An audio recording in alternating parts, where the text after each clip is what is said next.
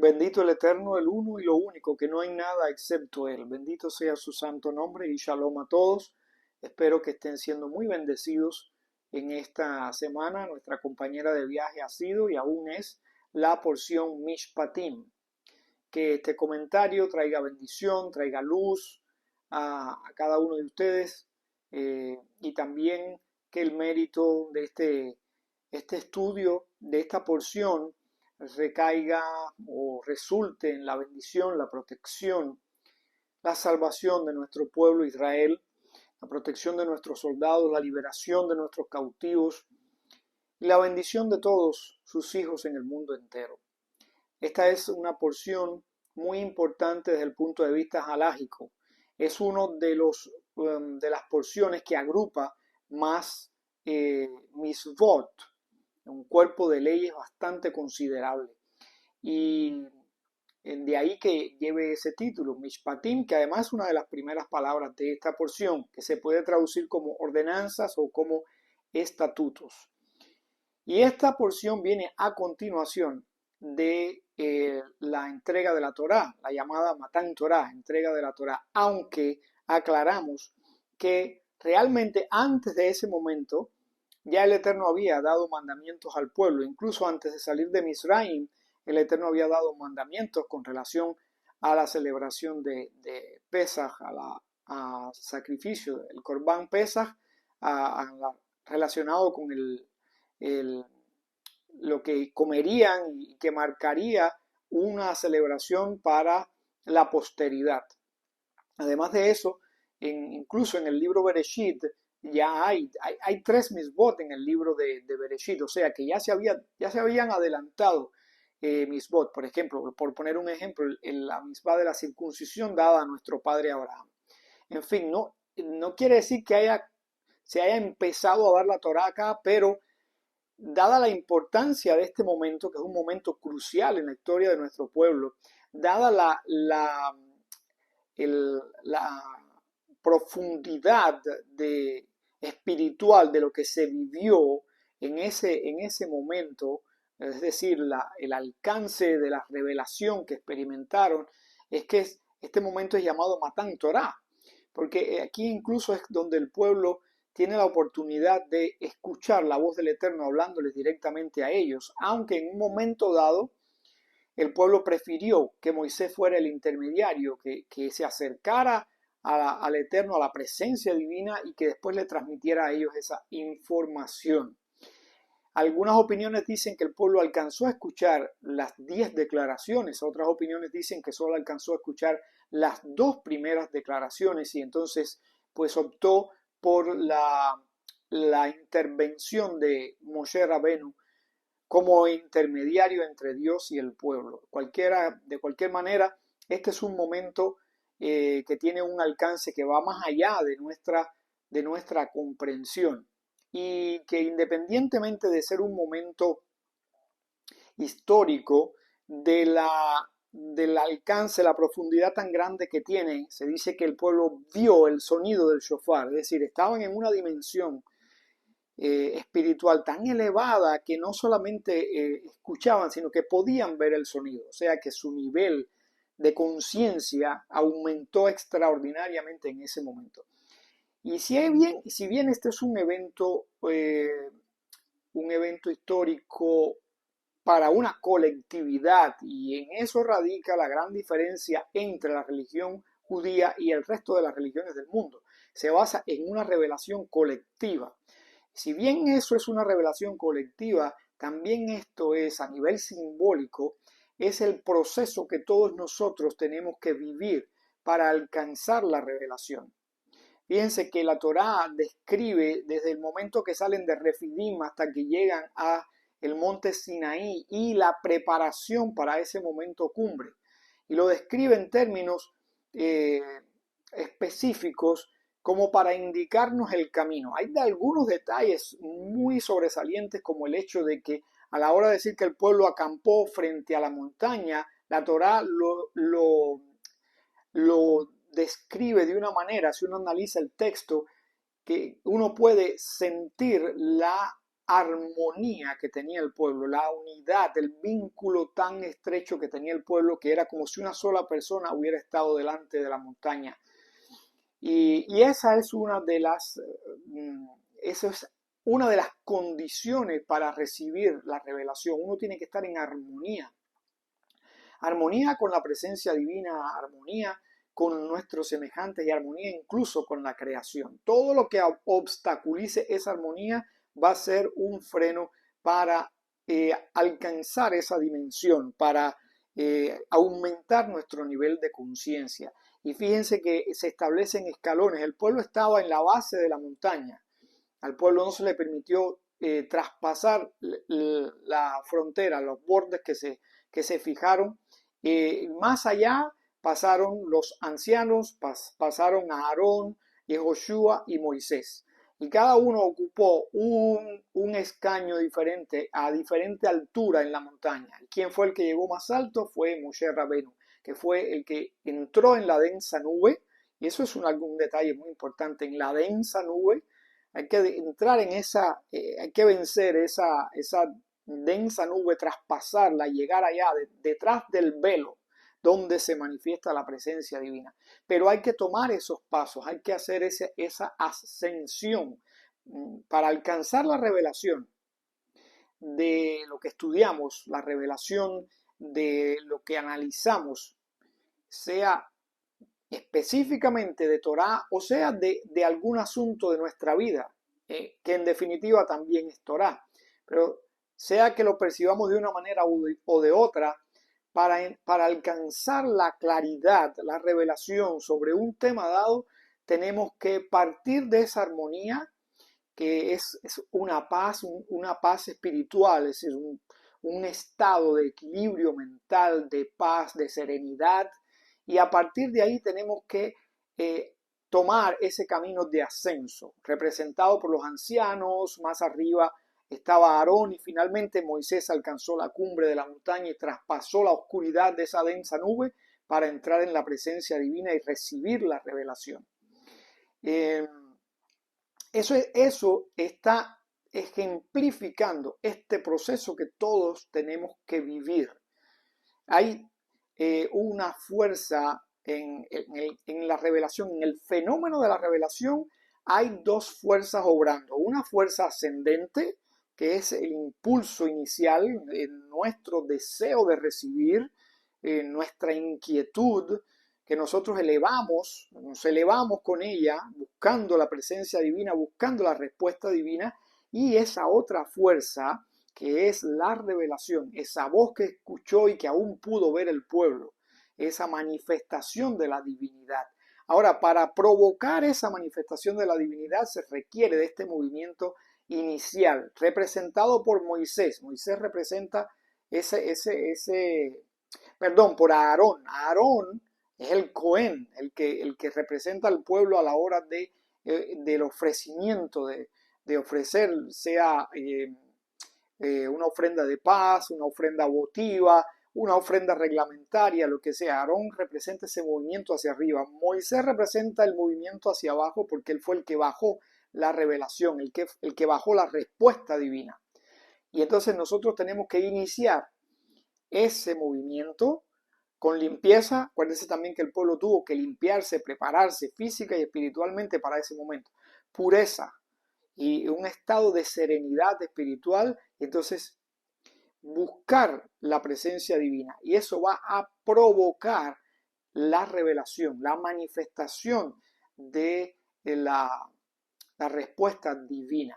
Fue un evento extraordinario que marcó la historia, no solo de nuestro pueblo, sino de toda la humanidad. Algunos dicen que estas 10 declaraciones, todos están de acuerdo en que son 10 declaraciones, pero la manera en que la estructura, no todo el mundo está de acuerdo. Algunos, por ejemplo, la primera declaración que dice Anoji Elohim, yo soy el Eterno, tu Dios, que te sacó de la tierra de Egipto, de casa de esclavitud. Algunos no consideran eso como una misbah, como un mandamiento, porque ¿en qué sentido eso puede ser un mandamiento? Algunas opiniones, como las de Maimónides, dicen que es la exigencia que está implícita es la de tener fe, la de creer en el Eterno, cosa que es discutida por otros, porque cómo el Eterno puede mandarnos a creer en Él a los que ya creemos, y cómo puede mandarle a creer en Él a los que definitivamente se declaran ateos, dicen que no creen. ¿Quién les va a imponer a ellos si ellos no creen que existe un Dios? ¿Cómo ese Dios les va a imponer? Ese Dios en el que ellos no creen les va a imponer la creencia. Es algo contradictorio. No obstante, yo no veo contradicción en, en que esa declaración se refiera a la creencia, porque en definitiva la fe es algo que no es estable. Nuestra fe varía con las circunstancias de nuestra vida. Eso es inevitable. Y a veces tenemos una fe fortalecida y a veces estamos un poco más débiles en la fe. Entonces, que el Eterno nos exija tener fe en Él no es algo descabellado para nada. Es sencillamente que nosotros tenemos que ejercitar la fe. Como mismo se ejercitan los músculos, tenemos que ejercitar nuestra confianza en el Eterno, agrandar nuestra confianza en el Eterno, independientemente de que creamos en Él. Tenemos que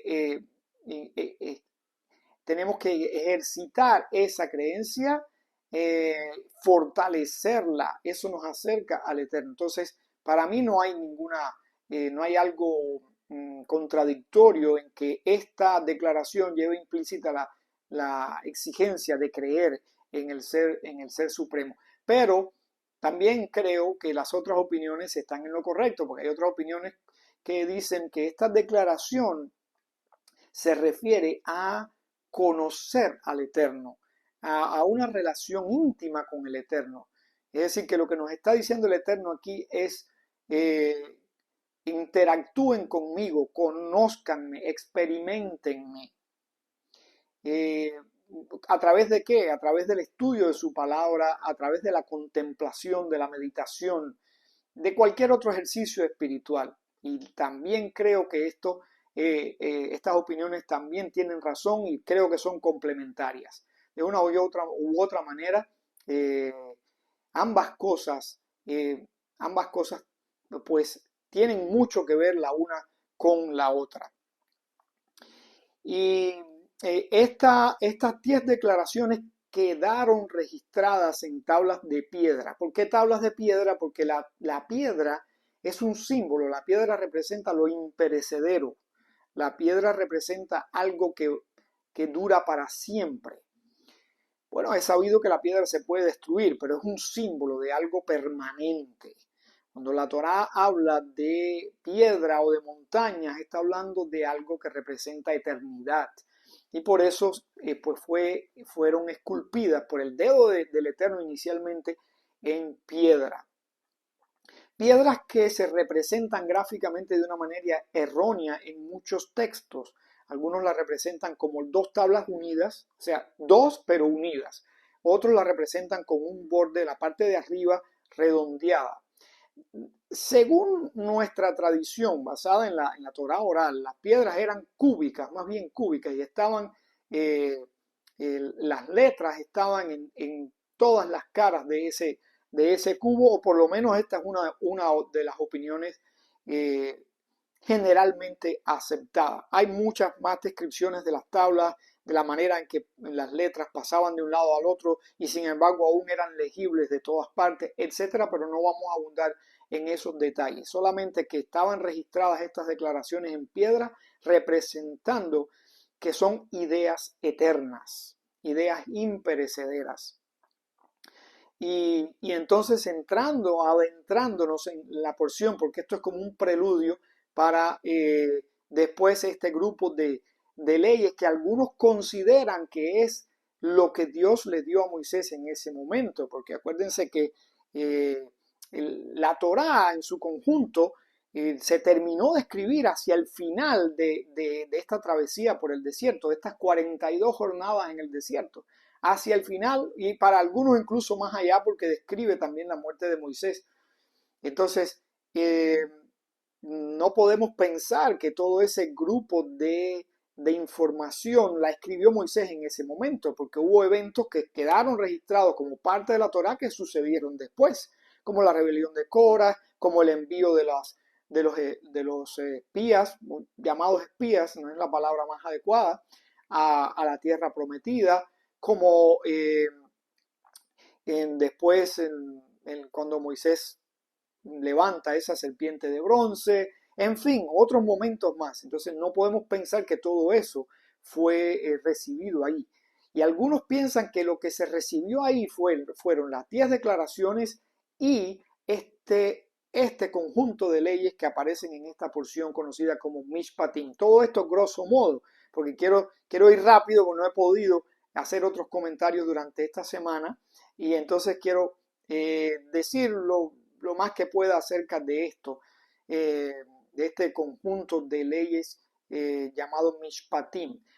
También quiero recordar, porque sé que es algo muy conocido, recordar que Mishpat es un tipo de leyes. La Torá tiene tres categorías de leyes. Tiene leyes testimoniales, tiene leyes de este tipo, que son las que más abundan en esta porción conocida como Mishpatim, que son leyes que pueden ser comprendidas, leyes más bien de tipo social, leyes que regulan la relación del hombre con el hombre y en alguna medida la relación del hombre con Dios, pero son todas leyes comprensibles para la mente humana. Leyes como por ejemplo no robar, no asesinar, son leyes que de alguna manera en todas las culturas se entiende que hay un motivo para expresarlas y obedecerlas. Y hay un tercer tipo, una tercera categoría, que son las leyes que están por encima de la comprensión del ser humano. Por ejemplo, la, la ordenanza de no mezclar lana y lino en un mismo tejido, en una vestimenta, es algo que podemos tener opiniones y eso no está mal, tratar de justificar, de entender la razón por la que el Eterno nos da este tipo de leyes, pero la razón más profunda por la que nos fueron dadas esta categoría de mandamientos, realmente no alcanzamos a comprenderla. O, por ejemplo, las leyes de Kashrut, por qué ciertos animales no podemos comerlos. Eso es algo que, aunque tengamos explicaciones para ello, no nos queda del todo claro el por qué. Hay muchas explicaciones, pero la realidad, la esencial, esa, bueno, nos será revelada en la era mesiánica, pero de momento no está a nuestro alcance. Entonces estas son tres categorías que abarcan todas las misbot de la Torah. O pueden ser leyes testimoniales, por ejemplo, la ley, las misbot relacionadas con Pesaj y con las demás festividades son de orden testimonial, porque cuando las cumplimos estamos dando testimonio de algún evento y a la vez lo estamos manteniendo y pasándolo a las generaciones futuras. Por eso esta categoría se llama así, leyes de orden testimonial. Y leyes racionales, vamos a decir, leyes racionales, estas mishpatim son leyes racionales, leyes que son comprendidas por una persona de una inteligencia promedia de cualquier cultura. Y bueno, otras leyes que van más allá de nuestro intelecto. En total, la Gemara dice que hay 613 misbot en la Torá. Este es un dato muy importante. Hay 613 misbot que no todos los sabios las enumeran de la misma forma. Pero sí es importante que todos coinciden con ese número. 613 misbot, de los cuales 365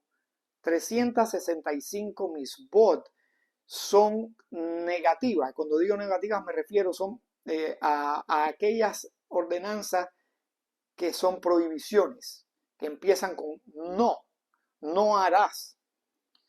Y hay 248 que son positivas, es decir, son misbot que nos ordenan hacer algo. Y cuando uno analiza estos números, vemos algo extraordinario. En primer lugar, acuérdense que en estas tablas que representan las 10 declaraciones, porque el 10 es el número completo, y dijimos que estas 10 declaraciones son como el sumario de toda la Torá. Estaban divididas en 5 mandamientos, 5 declaraciones, porque no son realmente mandamientos, ahí hay más de 10 mandamientos.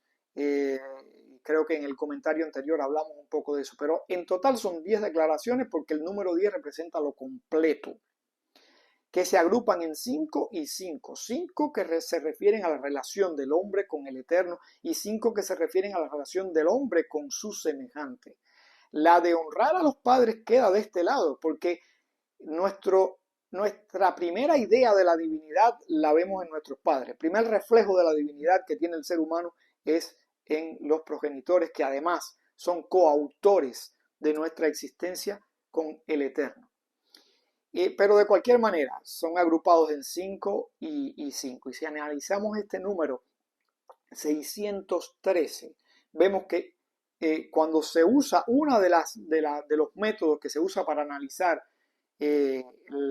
la numerología de la Torá, o sea, los valores numéricos que están encriptados en el texto de la Torá, vemos que 6 más 1 más 3, 613, 6 más 1 más 3 son 10, porque este es el núcleo, el sumario de todo.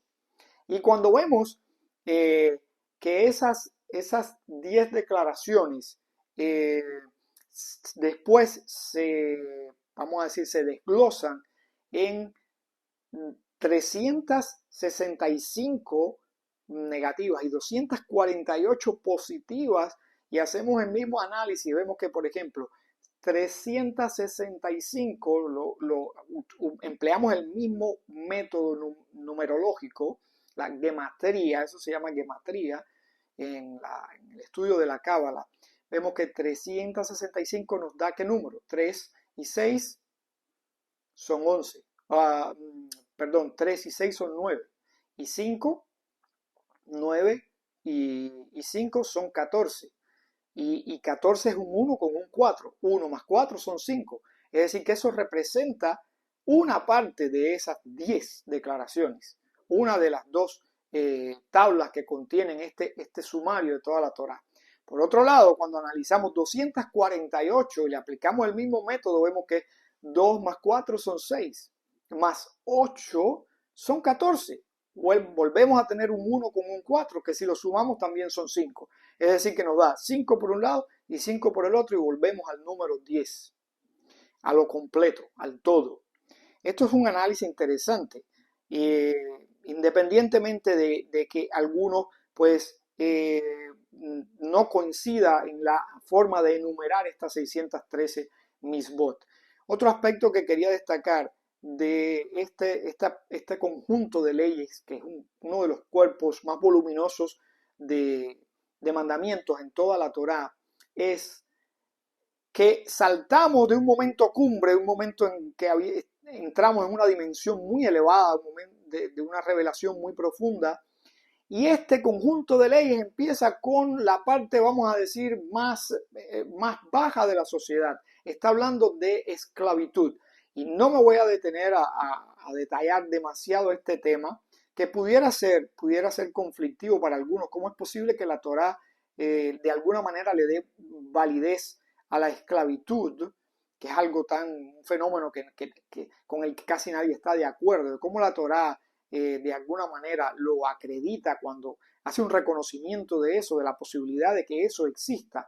Y eso será un tema para otro comentario. Pero pasamos de un momento tan elevado a leyes que tienen que ver con las personas que están en el estado social más bajo. Incluso habla ahí de una doncella que es dada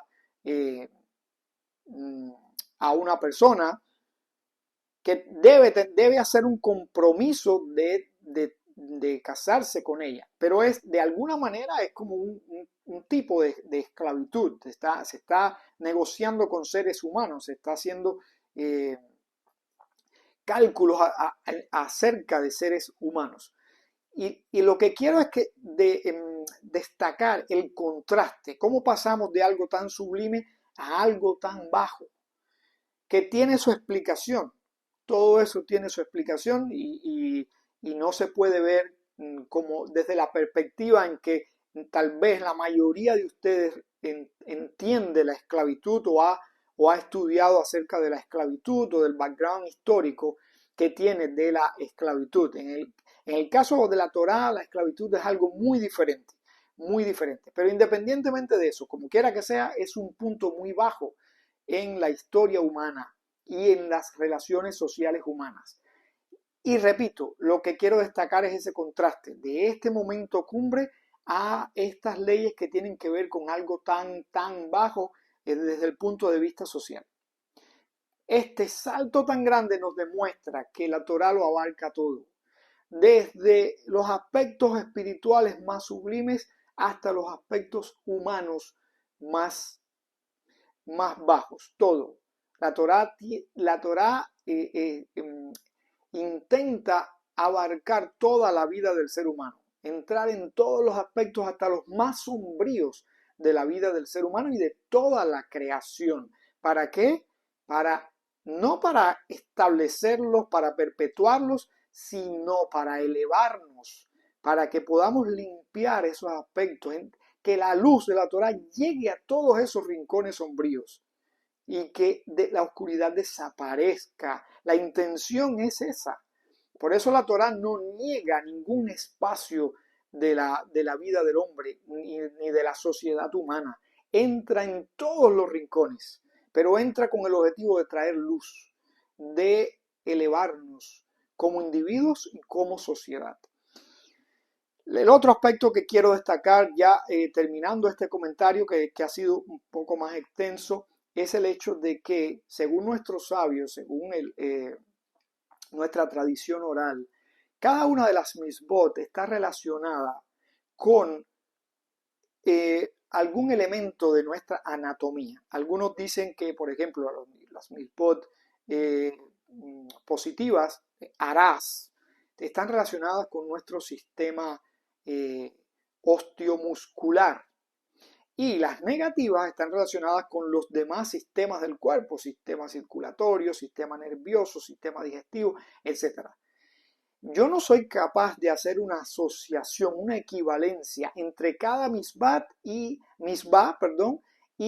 cada uno de nuestros órganos o de diferentes partes de nuestro cuerpo. No podría hacer eso, no tengo el conocimiento o la capacidad de hacer eso y no conozco mucha gente, por decir que hasta ahora no he conocido ninguna, que sea capaz de establecer esta relación, pero sí creo con absoluta convicción de que sí hay una relación, que tal vez el Eterno es el único que la conozca con exactitud, entre cada misbah y el cuerpo del ser humano, que en definitiva es un cosmos en miniatura. Y la Torá es la que rige toda la creación. Es el punto de partida de toda la creación, es la armonía de toda la creación y está relacionada con cada aspecto de ella, con cada sistema, a nivel cósmico y a nivel del individuo, del ser humano, que es una representación comprimida de todo ese sistema universal. O sea, cada misbah está relacionada con alguna cosa de nuestro cuerpo. Digamos que hay una misbah que tiene que ver con nuestra vista, otra que tiene que ver con nuestro corazón, etc. Nuestros sabios dicen que en la medida en que cumplimos la Torá, que cumplimos esta misbot, que nos ejercitamos en ella, pues estamos trayendo salud a esas diferentes partes de nuestro organismo.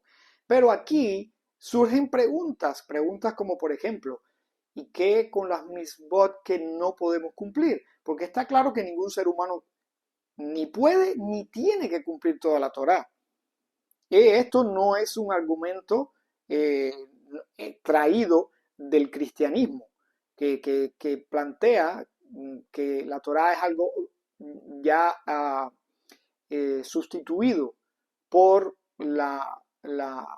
el supuesto Mesías. O sea, que el Mesías desechó todo esto y trajo una revelación nueva, trajo una relación entre Dios y los hombres totalmente diferente, basada en principios diferentes. Para nada, esto es algo que no tiene ningún sentido, absolutamente no lo tiene. Cuando digo que ningún ser humano puede cumplir toda la Torá, porque la misma Torá establece eso, no por un supuesto Mesías eh, que la haya puesto, la haya sustituido, ni nada de eso. Es porque eh, la Torá misma nos enseña eso. Por ejemplo, yo soy un hombre. Hay misbot en la Torá que son para mujeres. Por lo tanto, yo no habría manera en que yo las pudiera cumplir. Yo no soy un Cohen. Hay misbot que son para los Cohen, para los sacerdotes. El que no es Cohen no puede cumplirlas. Hay misbot, por ejemplo, que son para propietarios de tierra, personas que tienen que ver con la agricultura. Si yo vivo en una ciudad, no tengo un pedazo de tierra, no habría forma que yo pudiera cumplir eso, o sería muy difícil que lo hiciera. Hay misbot que están relacionadas con el funcionamiento del Bet HaMikdash, del templo. El templo no está en pie ahora, no hay manera que pudiéramos hacerlo. En fin, de una manera u otra, está claro que no podemos cumplir toda la Torá. Sin embargo, este es el punto con que quiero concluir y que por el que traigo a colación este último tema. Sin embargo, aún así, sí hay manera de hacer que la energía de esas misbot traigan salud a esas partes de nuestro cuerpo, aun cuando no estemos habilitados para cumplir ciertas misbot. ¿Cómo? Pues estudiándolas, estudiándolas. Cuando uno medita sobre una misbah, está despertando esa energía. Cuando uno estudia una misbah determinada, aunque no la vaya a practicar porque no sea viable hacerlo, uno está despertando esa energía.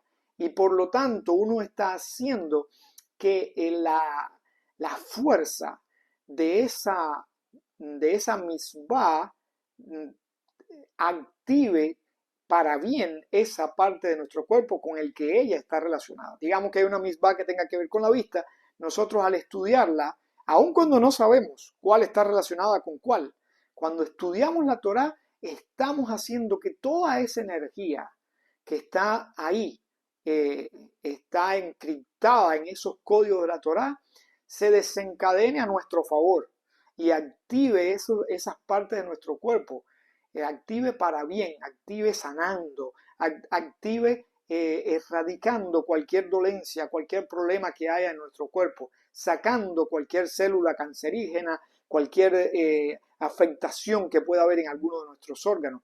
Y esa es una de las razones por las que es tan importante estudiar la Torá, meditar en las letras, en las palabras de la Torá, hasta el nivel que uno pueda, pero sin nunca permitirnos negligencia en el estudio de la Torá.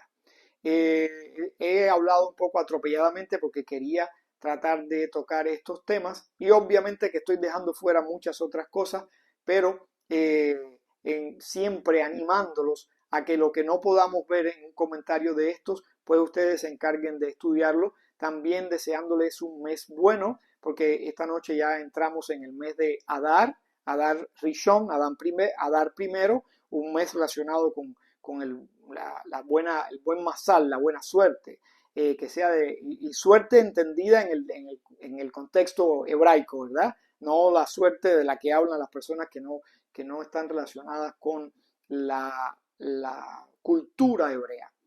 Muchas cosas buenas, que este sea un mes de bendición para todos ustedes, para sus familiares, y que sea un mes de bendición para nuestro pueblo Israel, que se pueda por fin terminar la guerra, que nuestros cautivos sean liberados, que el Eterno proteja, custodie, cubra a nuestro pueblo con sus nubes de gloria y que traiga la paz no solamente a Israel, sino a toda la humanidad. Un abrazo, shalom.